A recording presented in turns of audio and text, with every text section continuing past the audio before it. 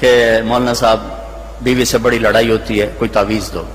تو میں یہ دو رشتوں پہ کہا کر دوں، نہ سساں تے تعویذ چل ہے نہ بیگمات تے تعویذ چل ہے. میں نے کہا تم ایسا کر، جب کھانا کھانے بیٹھو نا تو روزانہ 2-4 لقمے اپنے ہاتھوں سے کھلا دیا کر، یہ میرے نبی کا طریقہ ہے، محبت پیدا ہو جائے گی. کہنے لگا اچھا. کچھ دن ہوئے تو اس کا فون آیا. میں نے اسے پوچھا میرے نسخے پہ عمل کیا تھا؟ کہنے لگا نہیں. میں نے کہا کیوں؟ کہنے لگا شرم آتی. تو میں نے کہا کمزور سے لڑتے ہوئے شرم نہیں آتی؟ کمزور سے لڑنا بھی کوئی انسانیت.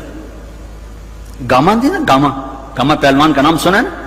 اس نے 1915 میں، ستمبر 1915 میں لندن میں امریکن پہلوان تھا زبسکو، اس کو 2 گھنٹے کی کشتی میں ہرایا تھا اور اس سمے زمان کا ٹائٹل ملکہ برطانیہ سے لے کر آیا تھا. تو یہاں وہ اندرون لاہور میں رہائشی تھا، تو سبزی لینے گیا تو سبزی والے سے ہو گیا کوئی بھاؤ تاؤ پہ جھگڑا. تو سبزی والے نے وہ ہوتا نا وزن والا باٹ اٹھا کے اس کو مار دیا. وہ گامے کے یہاں لگا، خون نکل آیا. تو اس نے پگڑی کا بل کھولا اور نیچے سے باندھ کے اوپر کر کے پھر اس کو چل پڑا. تو لوگوں نے کہا پہلوان جی وہ تو دنیا دے رستم تے اے ماڑا جا بندہ تو مار گیا، تو اس نے اکھے کچھ نہیں. تو انہوں نے کہا ماڑے نو مار دیاں شرم آتی ہے، ماڑے نو مار دیاں شرم آتی. میں نے کہا بے وقوف، عورت سے بھی لڑا جاتا ہے، تو چل کر مجھے بتا. تھوڑی دیر بعد اس کا فون آیا، کہا مولانا صاحب وہ تو کمال ہی ہوگا. میں نے کیا ہوا؟ کہ میں نے اس کے منہ میں لقمہ رکھا، اس کا منہ کتھے کھلے ہی رہے گا، انج کر کے بیٹھی رہے گی. وہ آخر لگی اے تیرا کام نہیں، تین دس تینوں آخیا کہ تو آپ نہیں کر سکنا. اس آ گیا میں آ گیا، میں تو مولی تارے جمیل آ گیا. اس آ گیا دے بچیاں دا اللہ بھلا کرے جائیں تینوں بندہ بنایا. ہمارے راجپوتوں میں ایک شاخ ہوتی ہے رنگڑ، بڑے کوڑے ہوندے ہیں، مطلب ہماری برادری. تو اس کا ایک ذمہ دار ہمارے ساتھ چلتا تھا، ہم جماعت میں کٹھے چلتے تھے.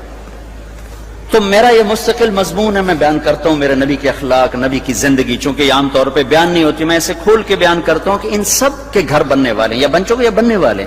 گھر پیسے سے نہیں چلتا، میرے رب کی قسم، گھر نبی کے اخلاق سے چلتا ہے، نبی کی برداشت سے چلتا ہے. چاہے دفتر ہو، چاہے وہ وی سی کی کرسی ہو، چاہے وہ گھر کی چیئر ہو. جہاں اخلاق ہوں گے وہاں نظام چلے گا. جہاں ڈانٹ ڈپٹ ہوگی، روک ٹوک ہوگی اور بےزتی ہوگی، وہاں نظام ٹوٹ جائے گا.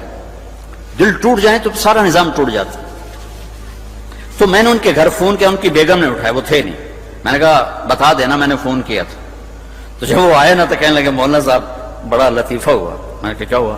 کہ میں گھر آیا تو میری بیگم نے کہا تھارے مولوی کا فون آیا تھا. میں نے کہا کون سا؟ کہ وہی جس نے تمہیں رنگڑ سے انسان بنا دیا. تو میں نے اس سے کہا اللہ کی بندی میں پہلے انسان نہیں، کہ بالکل نہیں. کہ کیوں؟ کہ بتا ہماری شادی کو کتنے سال ہوئے؟ میں نے کہا 27 سال. میں نے کہنے لگی ایک دفعہ کبھی ہنس کے بولا ہے؟ بتا دے 27 سال میں ایک دفعہ. کہنے لگا میں سر کو جانے لگا کہ واقعی میں کبھی ایک دفعہ بیوی سے ہنس کے نہیں بولا. یہ تیری باتیں سن سن کے ہم نے بیویوں سے بولنا شروع کیا.